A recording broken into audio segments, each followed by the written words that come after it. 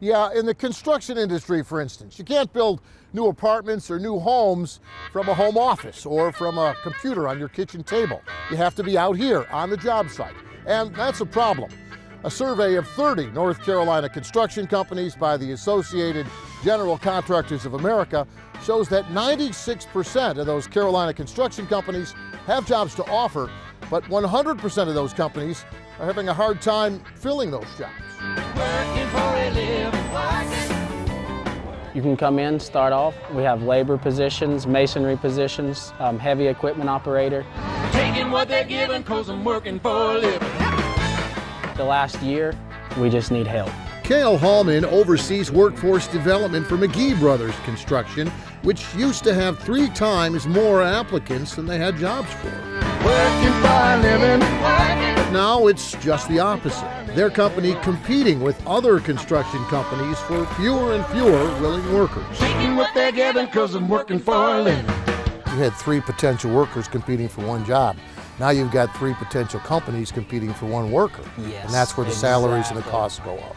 Benefits, salaries, everything goes up. And you see it with the price of homes. That's the reason everyone's paying about 100, 200% more for a house. A $200,000 house 5 years ago is suddenly $450,000 because skilled labor is incredibly missed. And Charlotte's skilled labor shortage isn't only in the construction business either. So we're at Wilkinson Boulevard, the CMS Bus Garage, and we're doing a hiring event to hire bus drivers, maintenance techs. Like I said, it's a great company to work for, great benefits. Taking what they're giving, 'cause I'm working for a living. We definitely need drivers and maintenance techs. We can't get kids to and from school unless we have drivers, and then if the buses break down, we don't have anybody to fix them if we're short-staffed. But CMS Director of Operations, Mary Beth Kabinski, says these school system job fairs simply don't fill the jobs anymore like they used to. Okay, there you go. On this weekday morning, while we were here at the CMS Bus Garage hiring event for 2 hours, only 2 applicants showed up and signed up for all those CMS open positions. You know, a couple years ago, we were always full.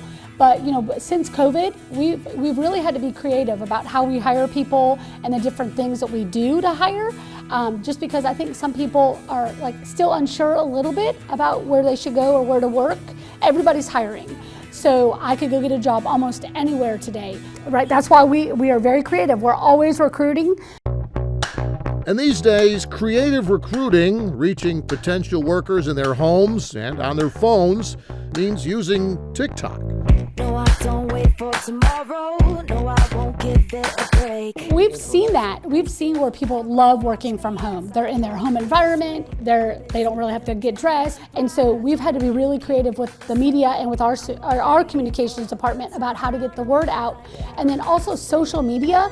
I mean, TikTok and Facebook are our 2 biggest hits. And so sometimes it's silly to make a TikTok about a hiring event, but guess what? It gets people's attention. I'm flawless by design. Can't change my mind. Got too much on the line. Won't waste my time. You better recognize. I was shocked. I wasn't even sure what TikTok was. But when I started going into high schools, everybody said, "Oh, we've seen this on TikTok." Yep, turns out it's the same story in the construction trades. Yeah, go on. Oh, ladies and gentlemen. Hallman's company didn't post these bricklaying TikTok videos, known as BrickTok. Fastest 17-year-old bricklayer in Australia. They were actually created by a masonry company 10,000 miles away in Australia. But teens here in the Carolinas are watching too.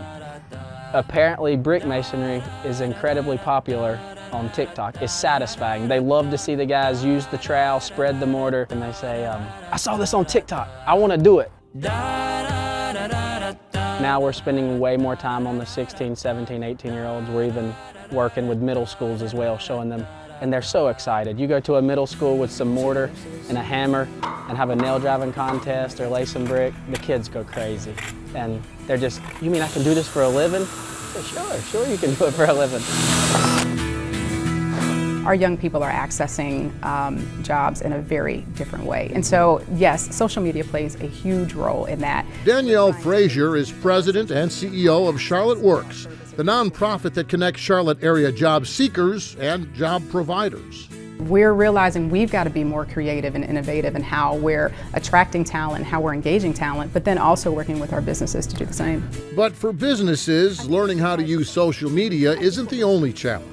There's also that new tug of war between those traditional in-person jobs that are still out there and workers who'd rather not be out there, opting for stay-at-home work instead. Yeah, I think it depends, right? I think it depends on the companies.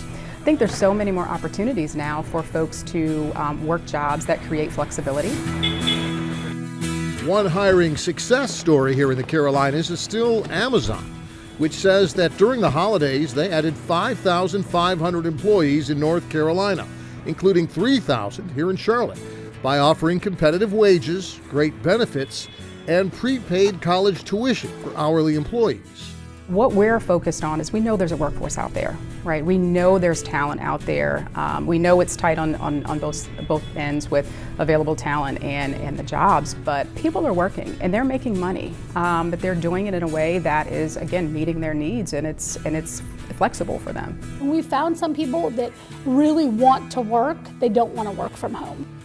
We're also offering a $3,000 bonus, hiring bonus, for our techs, and then a $1,000 bonus for our drivers. If you take time to pay people and then show them that you care about them, they'll come, and they are coming. Holman hopes that long-term, better training for those young people interested in construction jobs and trades will help provide more workers to fill those jobs. But in the short term, well, that same survey of 30 North Carolina construction companies says that the hardest jobs to fill, project managers and mechanics, cement masons and carpenters, roofers and plumbers, well, those are the workers that need the most out here on the job site. Thanks for watching, and if you don't want to miss any more great regional stories, please subscribe to our PBS Charlotte YouTube channel.